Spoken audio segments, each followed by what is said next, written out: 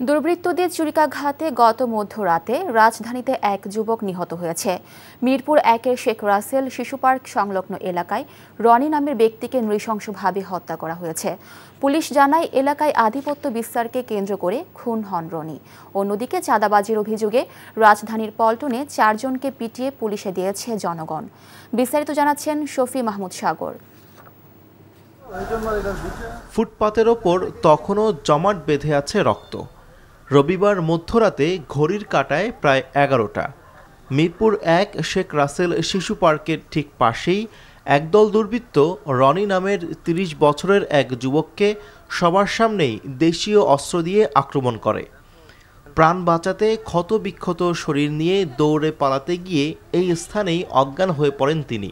এলাকাবাসী উদ্ধার করে তৎক্ষণাৎ সোহরাওয়ার্দী মেডিকেল হাসপাতালে নিলে চিকিৎসক তাকে মৃত ঘোষণা করে। এই ঈদে জামা জুতো অ্যাকসেসরিজের ডিসকাউন্ট। খবর পেয়ে ঘটনাস্থলে আসে পুলিশ ও সেনাবাহিনী। আমি তো ৩ তলা থেকে দেখছি যে দৌড়ে গেছে এবং কালাই রুটি দোকানে ঢুকছে। ওইখান থেকে যে ছুরিটা নিছে অত দূরে থেকে তো দেখা যায় না। তোর পোজ দিছে হাত ধরে মানে দৌড়ানোর চেষ্টা করতেছে। ওইখানেও মারছে, ওরা ২-৩ বার মারছে। ওইখানে দৌড়ে ওইখানে এসে পড়ছে আর কি, দৌড় দেবে কই আর কি দিশা পায় না। তারপর ওইখানে পড়ে গেছে পর তারপর ধরে নিয়ে এই পাবলিক ধরে নিয়ে গেছে। স্থানীয়রা জানান, এলাকায় মাদক ব্যবসার সাথে জড়িত অপরাধীরা খুন করেছে রনিকে। যাকে মারা হয়েছে, হ্যাঁ রনি, ওর নাম রনি। আপনারা একটু আগে যারা ধরে নিয়েছেন, ওর দোকানে কাজ করতো। বাধা দিছিল ৩ জন মিল্লা, আমার ভাই আলে একবার ছিল, সবাই মিল্লা বাধা দিছে যে মাদক বেচতে পারবো না, এই কারণে আরে দেখা নিয়ে এটা করছে।